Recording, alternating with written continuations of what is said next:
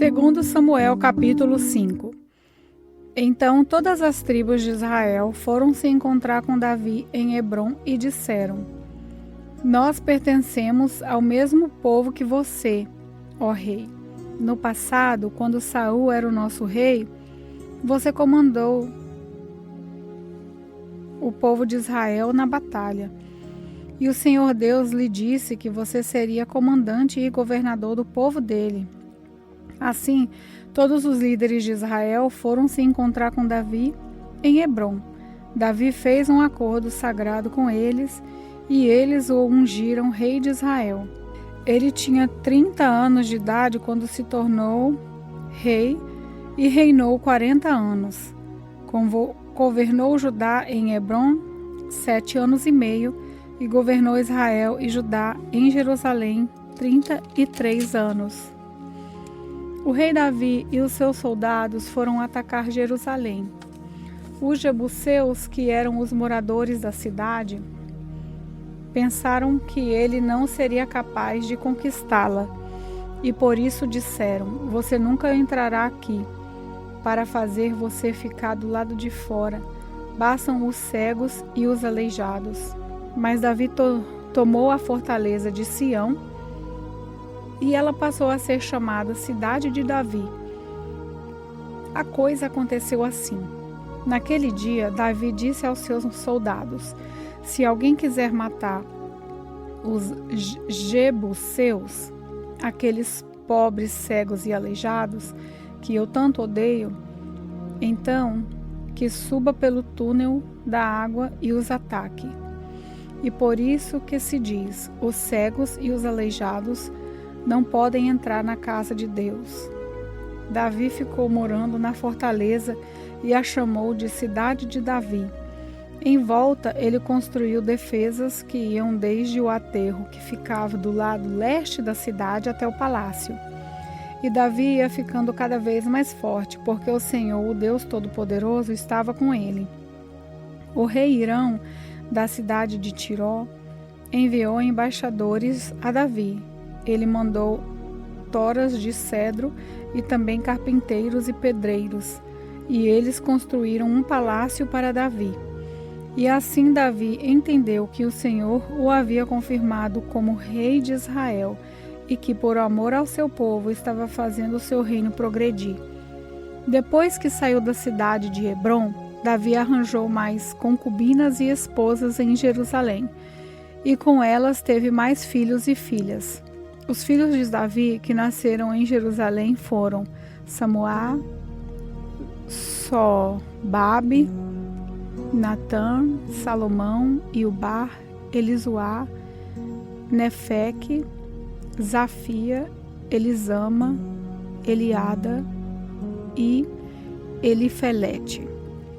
Quando os filisteus souberam que Davi tinha sido ungido como rei de Israel, o seu exército saiu para prendê-lo. Quando soube disso, Davi desceu para a fortaleza. Os filisteus chegaram ao vale dos gigantes e o ocuparam. Aí Davi perguntou a Deus, o Senhor: Devo lutar contra os filisteus? Tu me darás a vitória? Vá, disse o Senhor, eu lhe darei a vitória. Então Davi foi até Baal-Perazim e ali venceu os filisteus. Ele disse: Como uma enchente que derruba tudo, assim o Senhor abriu uma brecha no meio dos meus inimigos. Por isso aquele lugar é chamado de Baal-Perazim. Ali os filisteus abandonaram os seus ídolos e Davi e os seus soldados os levaram embora. Então os filisteus voltaram para o vale dos gigantes e o ocuparam. Mais uma vez Davi consultou o Senhor e ele respondeu: Não os ataque daqui. Dê a volta, vá até as amoreiras e ataque por trás. Quando você ouvir o barulho de marcha por cima das amoreiras, fique pronto para atacar, porque isso quer dizer que eu estou indo na sua frente para derrotar o exército dos filisteus. Davi fez o que o Senhor havia mandado e obrigou os filisteus a recuarem desde Geba até Gezer.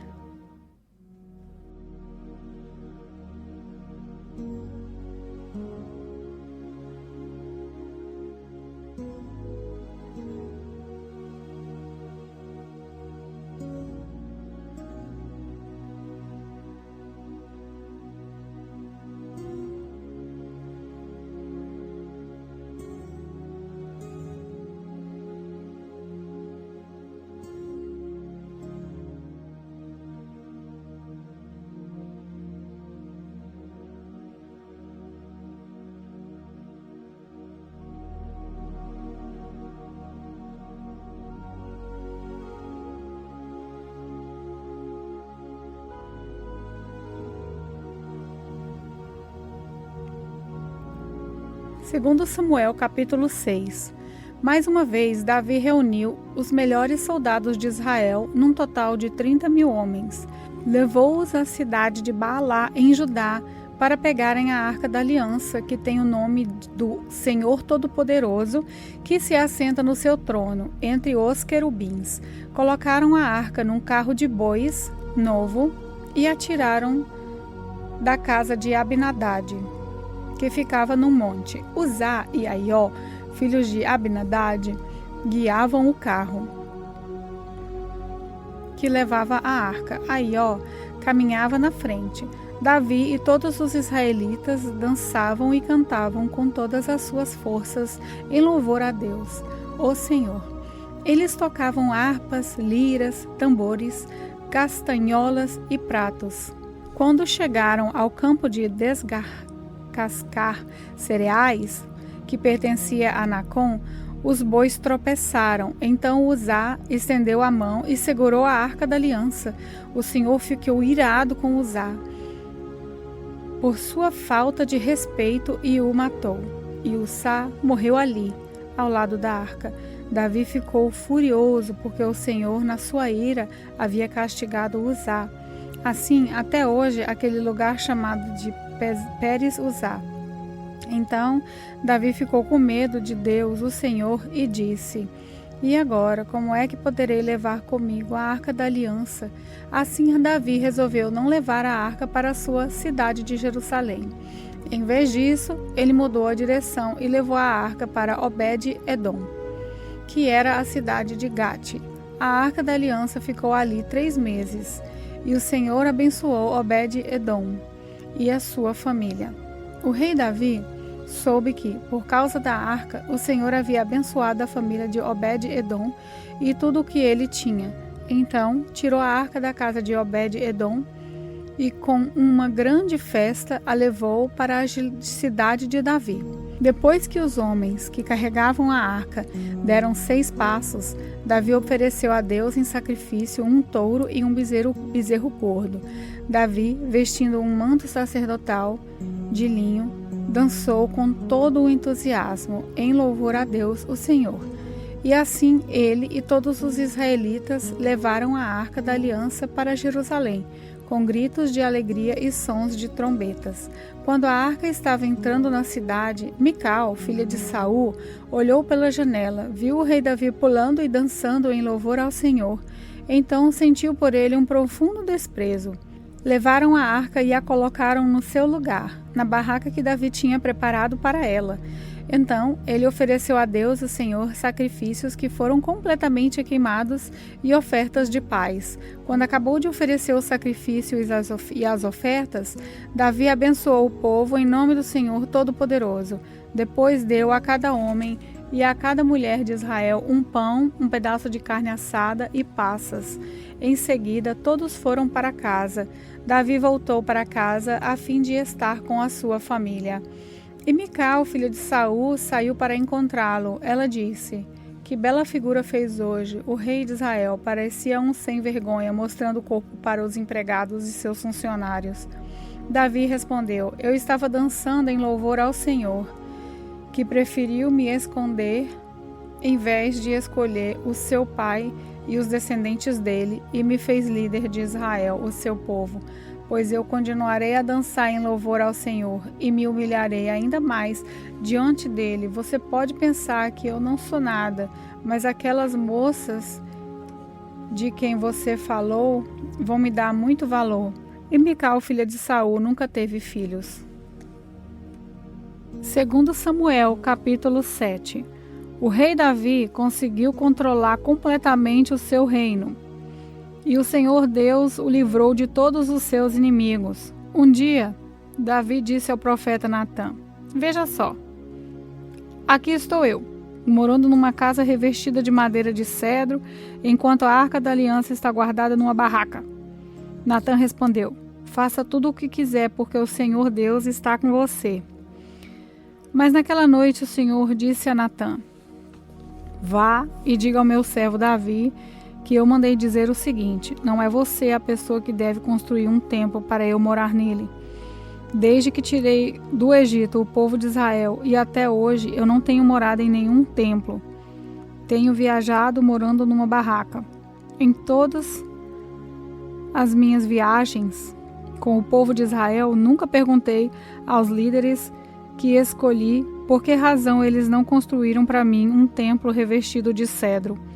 Portanto, diga ao meu servo Davi que eu, o Senhor Todo-Poderoso, digo o seguinte: eu tirei você do trabalho de cuidar de ovelhas nos campos para que governasse o meu povo de Israel. E estive com você em todos os lugares por onde tem ido, e conforme você tem avançado, eu o defendi de todos os seus inimigos. Eu farei com que você seja famoso, tão famoso quanto os maiores líderes do mundo. Escolhi um lugar para o meu povo de Israel e o fiz morar ali, onde eles viveram em paz, desde que entraram nessa terra. Eles têm sido atacados por povos violentos, mas isso não acontecerá mais. Eu prometo que livrarei você de todos os seus inimigos e que lhe darei descendentes. E quando você morrer e for sepultado ao lado dos seus antepassados, eu colocarei um dos seus filhos como rei e tornarei forte o reino dele. Será ele quem construirá um templo para mim. E eu farei com que os seus descendentes governem para sempre. Eu serei o pai dele e ele será meu filho. Quando ele errar, eu o castigarei como um pai castiga um filho. Porém, não retirarei dele o meu amor, como fiz com Saul, para que você pudesse ser rei. Você sempre será descendentes, e eu farei com que o seu reino dure para sempre. A sua descendência real nunca terminará. E Natã contou a Davi tudo o que Deus lhe havia revelado. O rei Davi entrou na barraca, sentou-se e orou assim: Ó Senhor, meu Deus, eu não mereço tudo o que fizeste por mim no passado, e a minha família também não merece. É como se as bênçãos do passado ainda fossem poucas. Agora estás fazendo promessas a respeito dos meus descendentes no futuro. E deixaste um homem ver isso. Ó Senhor meu Deus, o que mais posso te dizer? Tu me conheces, pois sou teu servo. Era teu desejo e propósito fazer isso. E tu me deixaste saber de todas essas grandes coisas. Como és grande, ó Senhor nosso Deus! Não há ninguém igual a ti. Como temos ouvido dizer, somente tu és Deus, não existe outro. Não há nenhuma outra nação na terra como o teu povo de Israel, que libertaste para ser o seu próprio povo. Tu te tornaste famoso e fizeste grandes e maravilhosas coisas por eles. Tu libertaste o seu povo do Egito e expulsaste as outras nações e os seus deuses, conforme o teu povo ia avançando. Ó Senhor, tu fizeste com que o teu povo de Israel fosse teu para sempre e te tornasse o seu Deus.